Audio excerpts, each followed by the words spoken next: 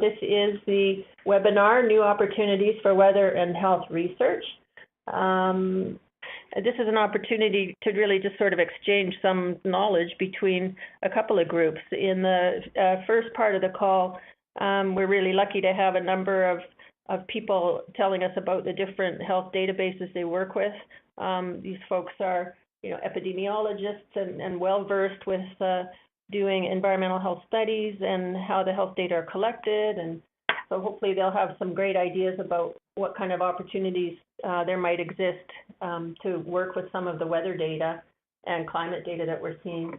And then folks from Environment Canada have been kind enough to take some time to tell us about the kinds of data they're preparing, some of the stuff they're working on now that'll become soon available. And so I'm hoping at the end we can just have an open discussion about what kinds of health metrics we're looking for. Are there opportunities to use the data, and what are sort of the next steps forward so we can advance the research in this area, specifically using the weather data and climate data with the health data.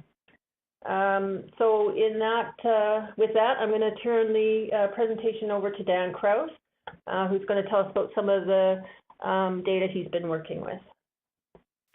Hi, thanks, Eleanor. I just want to point out that I'm not a representative of Stats Canada. I'm just a regular user of these data, or someone that's used these data a fair bit, so I may not be able to answer all questions. But essentially, well, on the slide here, it's labeled the 2001 CAN check, but as you'll see on the next slide, there's actually a 1991 one, a 1996, and a 2001. And what these are, well, the acronym is Canadian Census Health and Environment Cohort. And so what these are through a joint effort between Stats Canada and Health Canada, respondents to the mandatory long form. So that's 1 in 5 households, or about 20% of the Canadian population.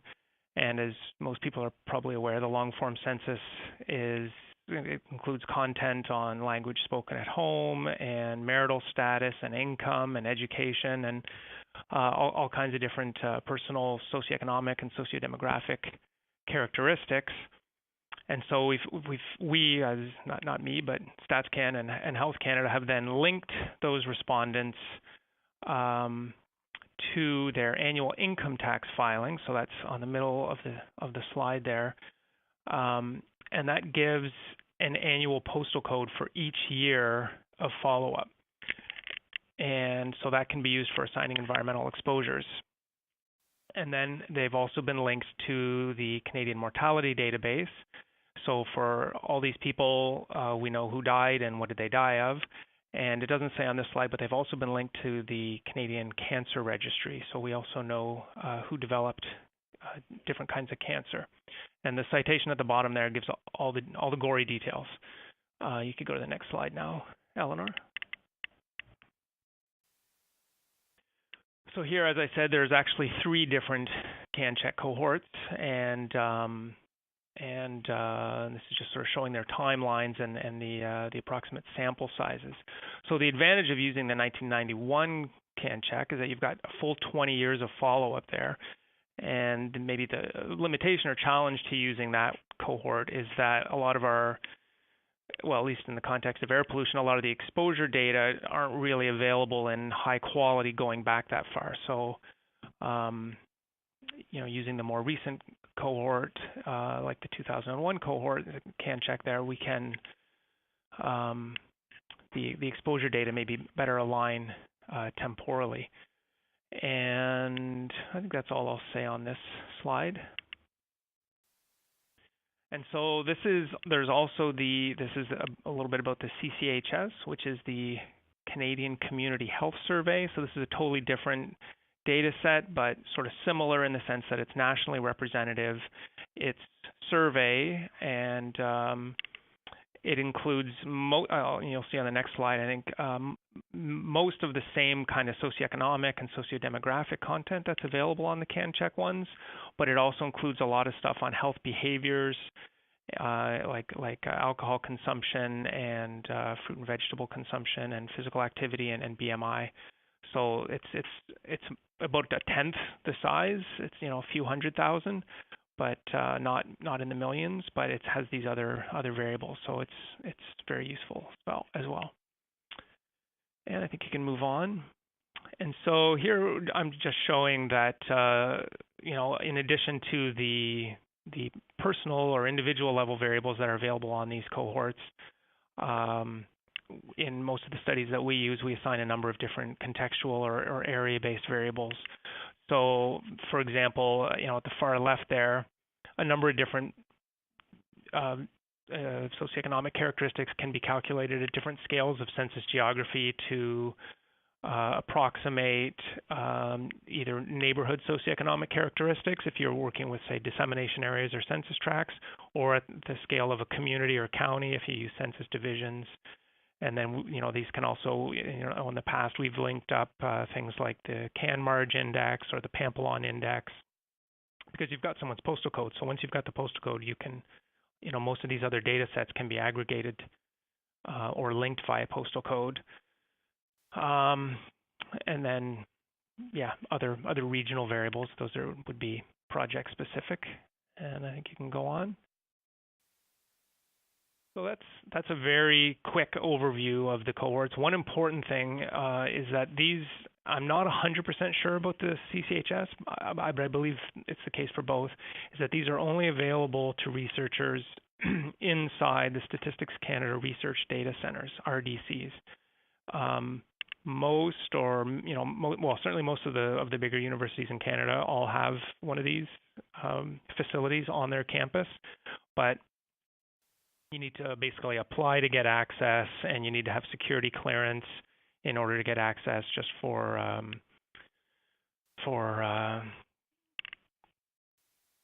don't know. There's a lot of it's microdata, and there's confidentiality issues and things like that. So the point of this is that these aren't data that you can just get downloaded and work on at your desk. They can only be accessed in these secure facilities. So I think that's, I don't know, is there anything that you were hoping I was going to say that I didn't say, Eleanor, or anyone else? No, thanks. That's a good overview. And I mean, they're huge health databases, really, that go back a long way in time. And I think that's sort of the important part. And certainly you could look at cause of death and cancer outcomes with these data sets. Do you know about any weather-related research that has happened on these? I mean, you're not the only person working on them, clearly. I know you've used them for greenness and built environment kinds of things. Yeah, that's right. I forgot you. I didn't think to do a real search on that, and so none that I know of. I do know that Lauren Pino did a study that I believe is published in Health Reports, looking at sun exposure, UV. There was looking at UV data and sun exposure among subjects in the CAN check, but I don't know. And I know in Sept, some of Sept Chakmak's studies. Looking at air pollution, he has included, he sort of stratified or controlled for large synoptic weather zones across Canada, but more adjusting his results for that, not so much looking at the effects of climate or weather on health outcomes. Okay, great. We've got a couple of questions on the chat. Teresa, is CanCheck linked to other health administrative data like the CAI, DAD? No, it's not. And I one thing I'll also mention is that on one of the first slides there, it showed that it's linked to the annual income tax filings, and from that we only get the postal code. So all the subject characteristics are only available at baseline, and then the follow-up is just the annual postal code, and then the death or the cancer. So we don't get an update on their income. Interesting. I can tell you this is also not hot off the presses, but just recently added to the research data centers is the 2006 long form census. So it's essentially a CAN check. Has been linked to the DAD records, hospital discharge abstracts, hospital discharge abstract database with just 3 years. So it's just a sort of a cross-sectional thing. So it's I think 5.3 million people in 2006.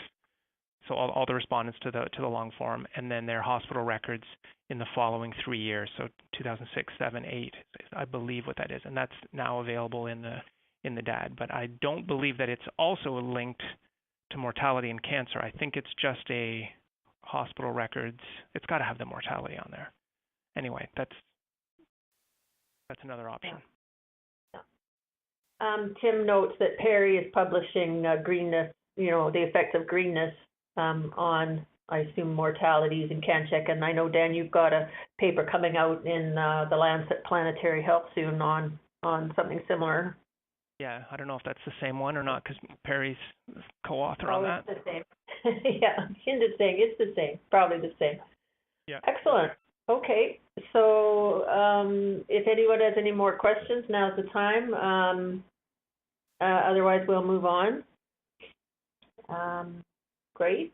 Okay, so our next presenter is Trevor Dahmer. Trevor, I'll get you to maybe introduce yourself briefly. Sorry, Dan, I should have asked you to do the same, but Trevor, tell us a bit about yourself, and he's going to tell us about this huge Canadian Partnership for Tomorrow project cohort.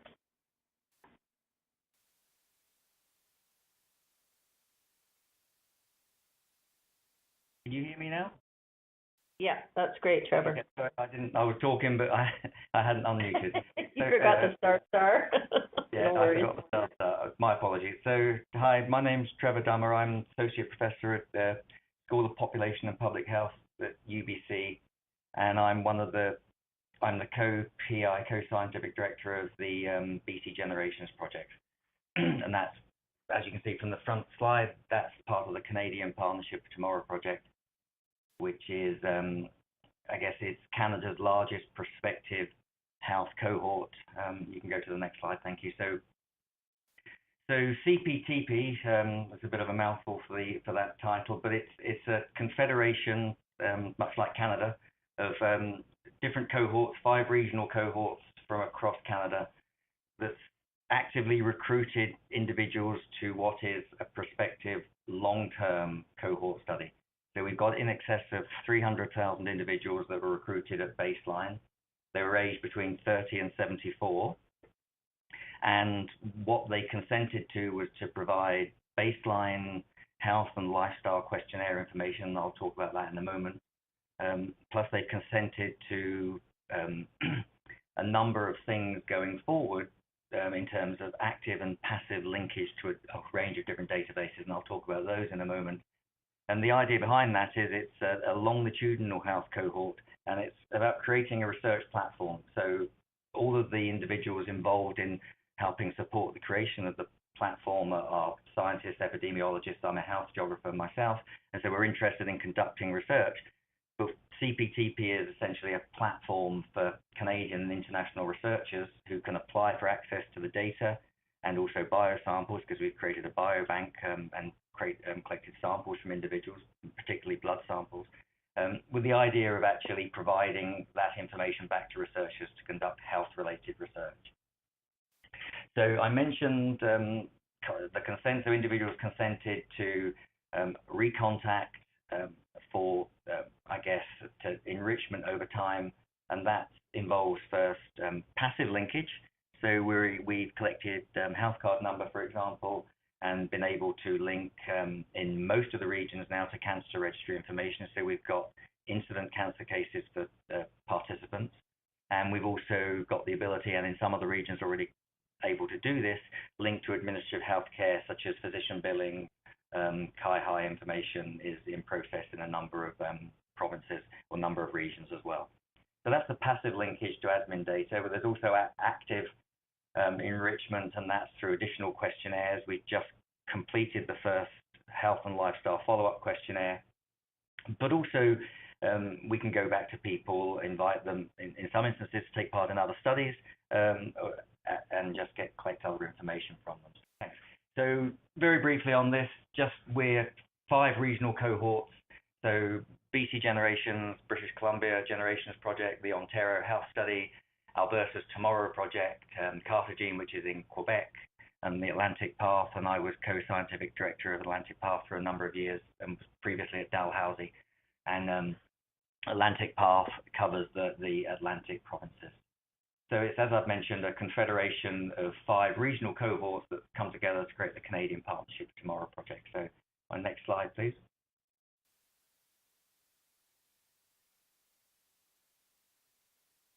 Okay, just very briefly on the timeline. We started, the project was launched in 2008, and we used a whole range of harmonized data capture methods to recruit participants. We'd recruited about 100,000 by 2011. By 2014, we'd recruited our 300,000 participants, so we'd met the target for participant recruitment. And participant recruitment is now completed in all of the regions. And as well as recruiting just over 300,000 individuals, we've managed to collect at least a biosample, such as a blood sample, venous blood sample, from about half of those individuals. So since 2015, we've had an data access process. So individuals, you can go to the CPTP data portal and request data for studies. And there's a number of active studies. And in fact, just recently, there was a paper published in the British Journal of Dermatology that actually used the harmonized CPTP cohort to look at aspects of eczema in 300,000 participants. Okay, next slide, please. So just to talk about the numbers of participants very, very briefly, and I'm not going to go into these details in too much, and I've already said we've got in excess of 300,000 participants, and we've collected venous blood samples, and that's biobanked blood samples on half of those individuals. So those samples are in freezers, and individuals, as well as applying to access the data, can apply to access the samples if they wish. Okay, my next slide, please. So questionnaire data, and I'll go into a few variables in a bit more detail in a moment, but fairly standard demographic information, lifestyle information, risk factors for various traditional risk factors that you'd use in epidemiology, very detailed health history, so as well as self-reported health of the individuals, we've also got them to report health of their family members, siblings, etc. That self-reported health information can be supplemented by follow-up data such as incident cancers from the cancer registry and physician billings information, for example. And as I've already mentioned, a follow-up questionnaire is in progress, which updated a range of health and lifestyle questions, plus asked a few additional questions as well, particularly on mental health. And we've got some questions in the follow-up on cannabis use. So we attempted to get a venous blood sample from everybody, but obviously that's not possible. But we got it from about half of them.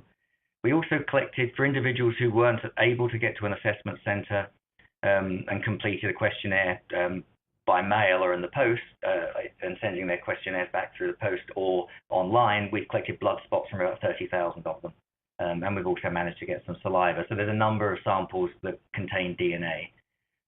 Nearly 100,000 individuals who we met face-to-face provided physical measurements such as height and weight, percentage body fat, waist and hip circumference, blood pressure, so some standard physical measurements. Urine samples on nearly a third of the individuals. And at the end there, just a bit of a shout out for the Atlantic Path, because we were the only region to collect toenail samples, and we've got the Guinness World Record for the largest toenail clipping collection. And those information are really very useful when we're talking about environmental studies. We've used them, toenails, for things like exposure to arsenic. They're very good indicators of exposure to various metals and pollutants. Okay, my next slide, please. So this is a big summary, really, of the baseline questionnaire, and I don't want to go into it in too much detail. You can pick out some of the things of interest, things like smoking, passive smoke, alcohol. We got some information on sun exposure, and this is self-reported, just asking people about sun exposure and sunburn, for example. Standard demographics, which does include, as well as age, sex, does actually include postal code. So we collect postal codes of current residents, and that information, I'll talk about that in a moment. I think it's a really key part to this discussion. We can use that for linkage to a whole range of geographic databases. So a whole range of standard epidemiological questions and self-report information that you can use in studies, as I said, linked in some instances to physician billings and other health databases to get incident cases for particular chronic diseases and cancer. And my final slide, please. So all the participants provided a postal code, and we asked them to provide the age that they started living at that particular postal code. So that's their current residence. So we know how long the individuals have actually lived at their current residence, and we have the postal code of that residence. Some of the individual regional cohorts collected residential history, so Atlantic Path and BC Generations are amongst those that actually got detailed residential history that can be used. So that's got the addresses and the postal codes. One of the issues, potential issues that we would need to be considered when we start linking to things like environmental data, which use a postal code or an address to actually do the linkage. Participants agreed to the sharing of their data, and that's their de-identified, anonymized information to researchers, but when they're unable to provide postal codes or full postal codes to researchers. So when we're doing things like linkage to environmental data sets, that information in some way has to take part within the regional cohort, which is the custodian of the address information. And so we've had discussions with CANUE and with others about how this might work, but essentially it will have to be on postal code level, where postal code level information is sent to the regions, and they are able to do that linkage, and then researchers can receive CPTP data, but it'll be de-identified with the postal code stripped out, but it will have the environmental information attached to it. So there's a lot of potential. To my knowledge, there's not been any research as to date conducted on weather-related information. The cohort is relatively young.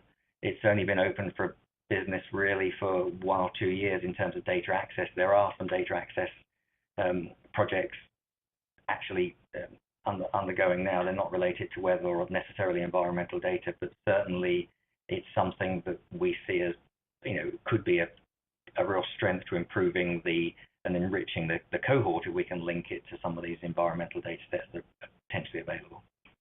Okay, so that's all. That's a very brief. That's all I wanted to say really about CPTP. I'm happy to take any questions.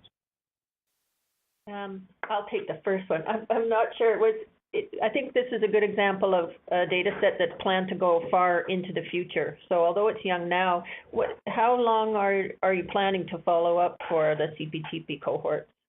Yeah, so that's a good question. So the ambition, the consent forms say sort of 20 to 30 years. So that's the commitment that the individuals have made is this is a long-term cohort study where we would, be returning to you hopefully for the next 20 to 30 years actively, but also passive linkage as well.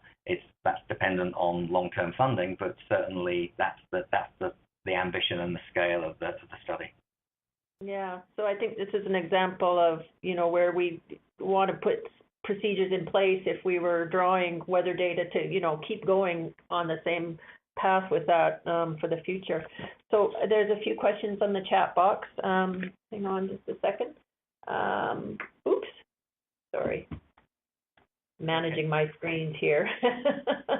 So yeah. Would you like me to go? Because I can read the questions. Would you like me? I think Hin's got the first one. I'm happy to go through.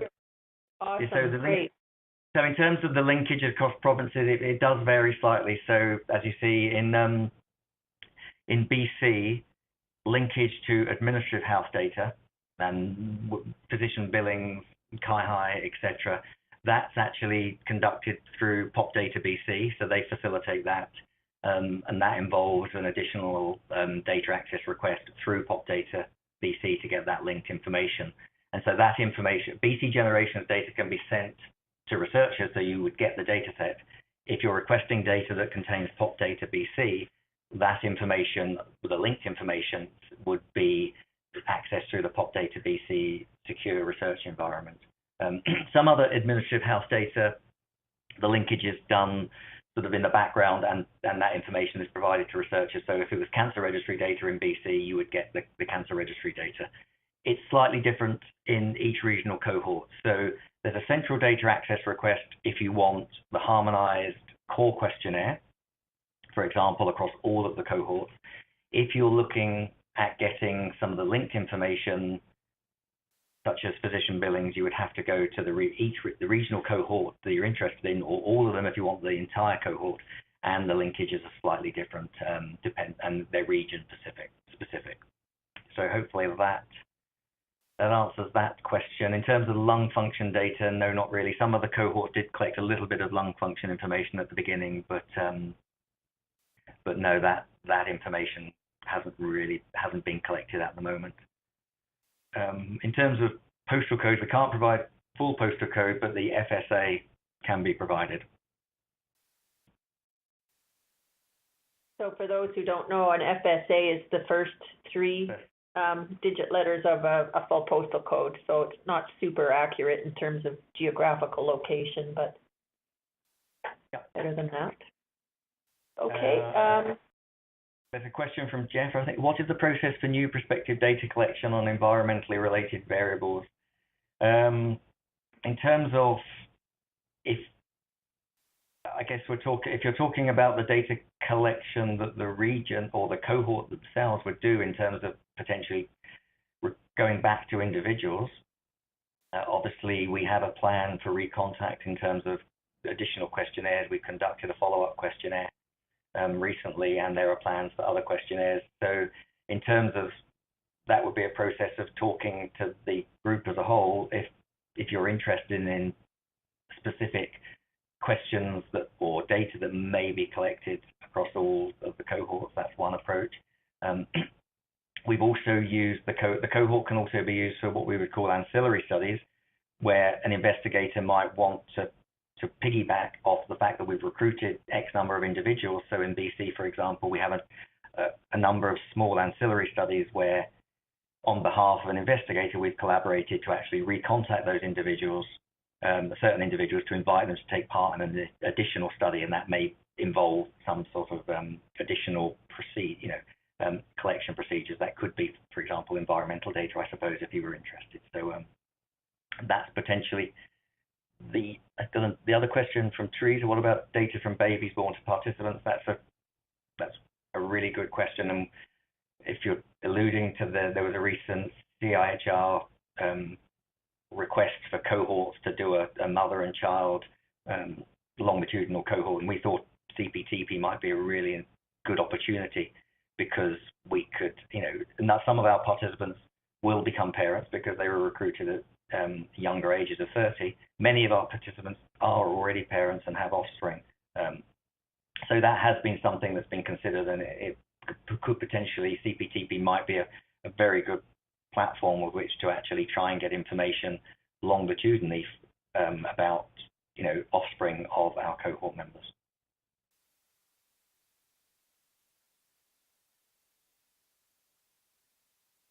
Okay, are there any other questions? I think I tried to go through the ones that were listed down here for me. I may have missed something. I apologize if I have. No, I think you answered Teresa's last question about the follow-up collecting parent-baby diet data. So, yeah, as I say, I think that could potentially. I think CPTP could be a good resource for that. Excellent. Okay. Thanks so much, Trevor. Hello, everybody. So my name is Haynes Fahey. I am a postdoctoral fellow at the BC Children's Research Institute and instructor at UBC School of Population Public Health. So I am going to talk about the Canadian Healthy Infant Longitudinal Development Study, and let's just call it CHILD because it is clearly a mouthful. I have been involved with CHILD for my PhD, and it is really the main focus of my postdoctoral work. I've had the pleasure of working with Jeff Brooke, as we have different focus groups, and the one that Jeff has been leading is the exposure working group. So let me tell you a little bit about CHILD. This study was, in fact, originally proposed and powered to do two things: to explore the relationships as well as the interactions between environment and genetics in the early life development of allergic disorders. So we're talking about all kinds of atopic problems as well as asthma. And when I say environment, as you can see in this slide, it's really interpreted broadly in a way to include physical, the regular, what we collect in environmental epidemiology, physical, as well as chemical, viral, bacterial, nutritional. We have a very heavy nutrition side to this work in data collection, as well as psychosocial exposures. So really the environment is the key data that is collected, and then there is a very, very focused effort from different groups in different hospitals where we have genetics, microbiome data that is collected, as well as a effort that I would like to highlight in Toronto that is led by PJ Subarao on infant pulmonary function. So our participants in CHILD are characterized by their geographical and ethnic diversity. So if I can go to the next slide. So as you can see, CHILD is the largest Canadian birth cohort. We started the recruitment in 2008 with what we call the Vanguard, which was the pilot of the CHILD study. And then the recruitment for the full cohort was done between 2009 and 2012, with the main outcome, as I said, being asthma and allergic disorders. So the numbers are small compared to what we've heard from Dan and Trevor earlier, because there is a very intense effort in terms of the data collected. So, and it is mostly active data collection. So in total, about 3,600 pregnant moms were recruited in the 4 cities that you can see in the stars there. We have Vancouver, Edmonton, Winnipeg, and Toronto. I would like to highlight that in Winnipeg, we included the nearby rural site. Because we're looking at allergic disorders and there's the whole hygiene hypothesis, we also wanted to test if there was a difference between rural and urban participants. So these moms gave birth to 3,500 children that were eligible for inclusion in the study, and this roughly 3,500 began the study.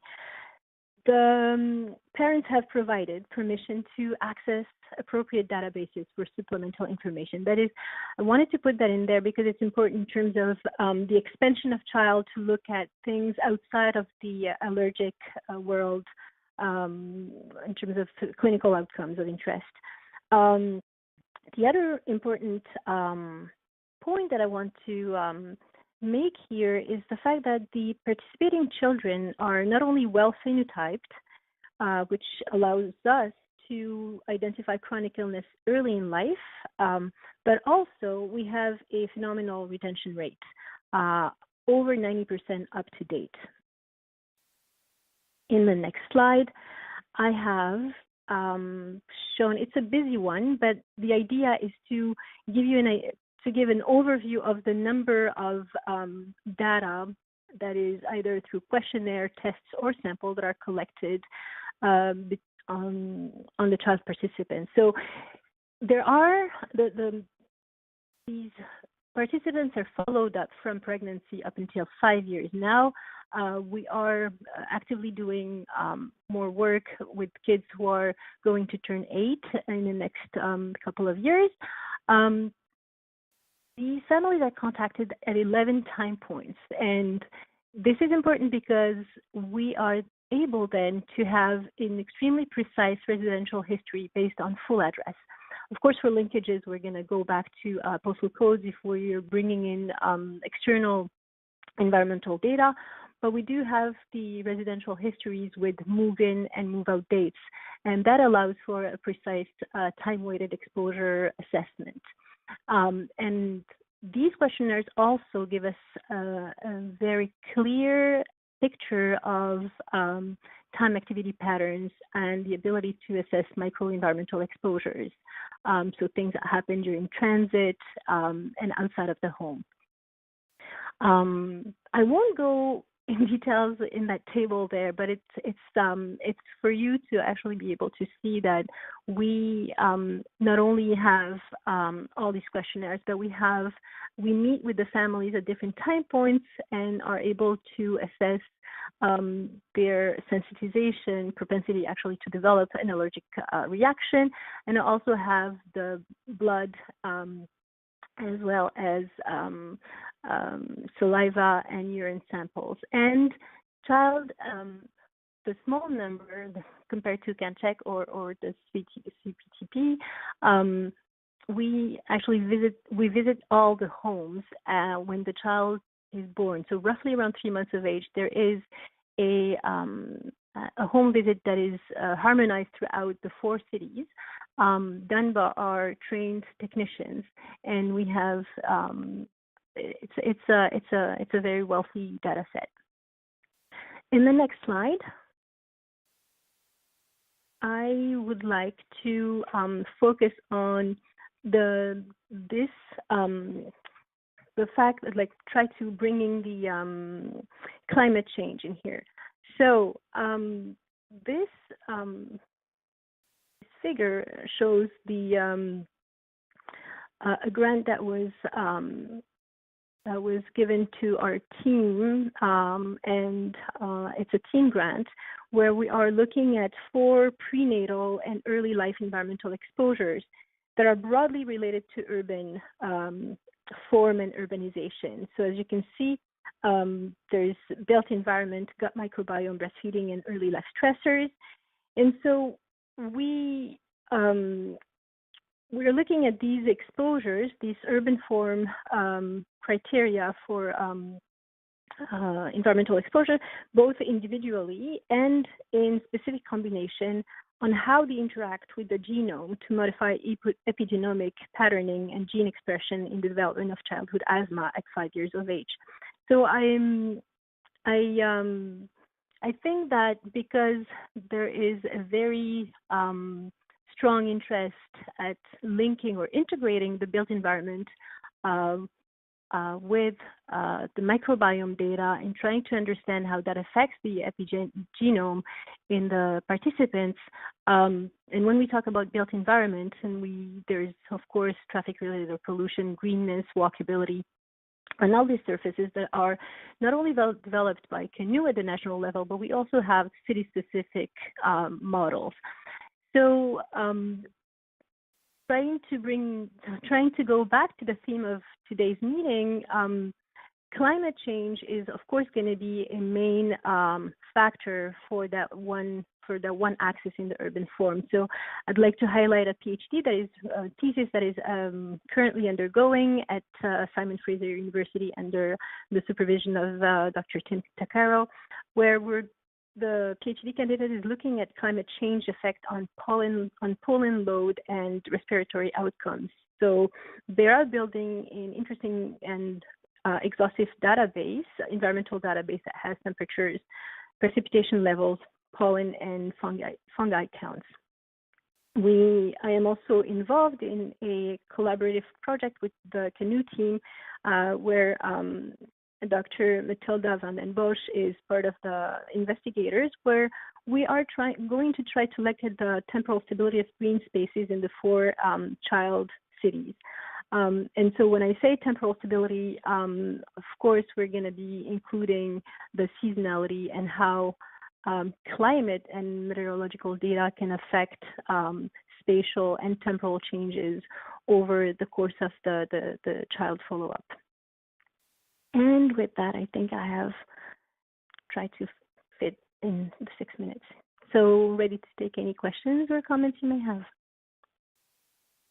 Thanks, Ian. That was great. That's a very interesting cohort for sure. So time for questions. By all means, everyone's muted, so type them in. Here's one from Jeff.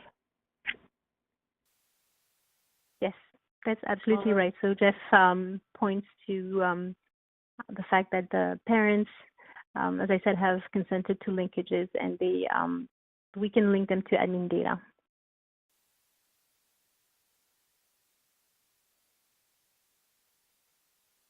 Okay, so in the interest of time, we'll move on to the last presentation about health data sets, but of course type in some comments and questions as we go along.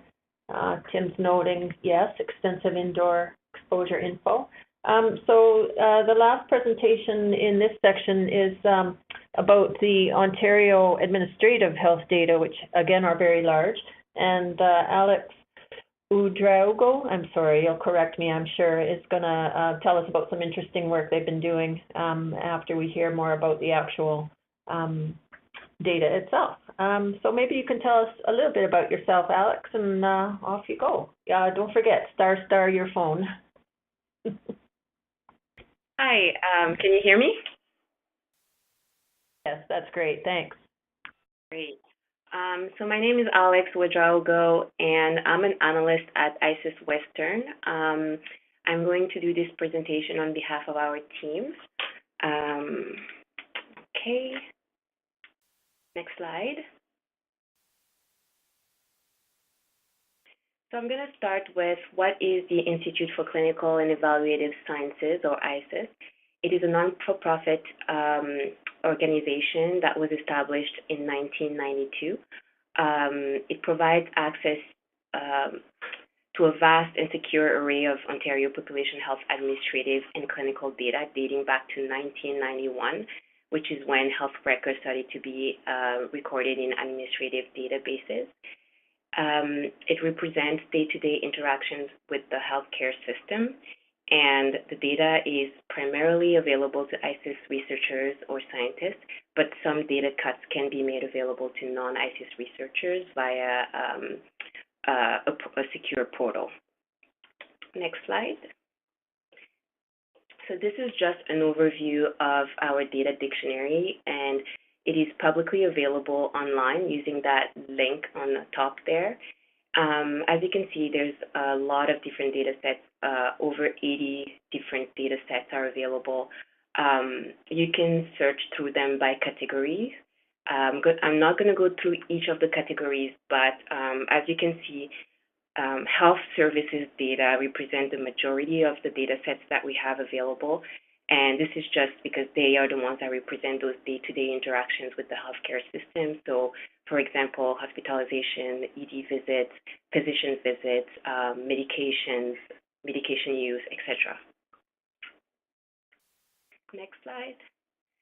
So some of the other data sets that are collected, we have access to some of the Environment Canada weather stations, some air quality monitors, and more recently acquired is the GEMSURF data that we have acquired. And the raw data set was at the hourly level, 1 kilometer resolution from 2003 to 2013. And it's been summarized here for ease of use at ICIS at the dissemination area level. Some of the variables available are temperature, wind speed, precipitation, humidex, wind chill. These are just maps that show a single day minimum temperature using weather station on the left and GEMSURF on the right. And as you can see, a lot of within area variation that can provide some opportunities for doing more research using the GEMSURF data. Next slide. So just as a summary, most of our data sets are at the individual level. It reflects people and their healthcare experiences. The data is longitudinal, so most of the health records are available over time since 1991. And they're population-based, so we have data for over 15 million people in Ontario. And the data covers a wide range of services, primarily the publicly funded health services, as hospitalizations and physician visits, etc. All the data sets are linkable, and they provide information about the continuum of care in Ontario, and it is secure and privacy protected as it's been approved by the Office of Information and Privacy Commissioner. Next slide, please. This is just an overview of the data linkage at ICIS. All the data sources can be linked to one another at various levels. and they using various identifiers, as you can see in this picture. I'm not going to go through each of them because of the constraints with time, but individual informations are collected usually using health card numbers, which are anonymized using a personal identifier, the ICAN, as you can see in the picture. Next slide, please. I just wanted to end with an example of weather-related research that was completed by some of our ICIS researchers. The objective of this study was to examine the impact of ambient temperature on the incidence of emergency department admissions for acute renal colic, which is abdominal pain that is caused by kidney stones. And the second objective was to determine the potential influence of demographic and comorbid conditions. Next slide, please. An overview again of how the data was linked. Different health services data sets were used, such as hospitalization, physician billings, emergency department visits, and some population demographics were used to create the cohort, and weather data using Environment Canada weather stations was used to were linked to the cohort using patient residence location. Okay, next slide. And just some results that were that came from the study. They found increasing ambient temperature was associated with increased risk of emergency department visits for renal colic, and in their subgroup analysis, they found that this association was particularly significant in males and those aged 40 to 69. And that's pretty much it. I will try to answer some of your questions right now. For some of the ones that I wouldn't be able to answer, then I would definitely provide you with a contact number, contact information for later if you would like, if there are some questions that I cannot answer right now, for sure. Thank you so much, Alex. That's great. And the example of the weather research is really on point for sure. I see Teresa's asking about the GEMSURF data. Maybe we can hold on to that for our, the next presentations will be about the weather and climate data that are potentially available, and we can ask our environment, so I'm going to say it wrong, environment, Canadian and climate change folks to answer for us. Pardon me. And the next part, Alex, do you know if there's any plan to integrate? I'll let you go ahead, I'm sure. Can you see the chat questions? Yes, I can. So, I guess Teresa had a question about whether it is currently available for public use at ICIS, and it is for ICIS researchers for sure. It is currently a project-specific data set, so that means that usually when a study is requested, so data sets are requested for a study, there's a privacy document called the PIA, and basically it just lists all the data sets that need to be used for the project, and this data set just needs to be listed on that form, and then it should be accessed to the researcher. Any plan to integrate and link weather and air pollution at ICIS? It is already, for some of the ones, for the ones that I mentioned right now, they are already available at ICIS and already integrated. So if maybe the question is adding more data sets, we are definitely looking into getting more data sets as they become available. And this is something that we're still working on at the moment.